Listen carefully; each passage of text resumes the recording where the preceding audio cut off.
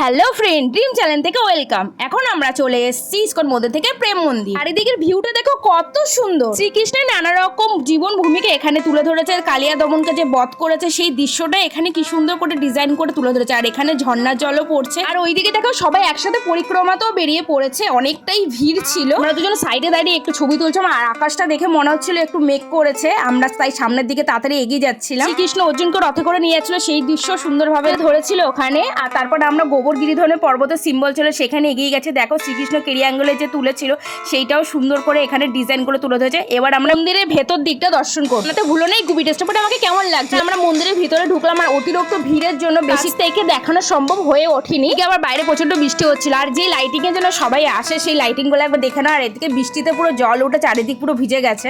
তারপর আমরা বেরিয়ে আসলাম, বাইরে কিছু খাওয়া দাওয়া করে নিলাম। মেরে এরপর আমরা রুমে চলে যাবো। সকাল সকাল আমরা আবার ঘুরতে বেরোবো। আমরা কি কি দেখবো দেখতে হলে অবশ্যই চ্যানেলটা ফলো করো।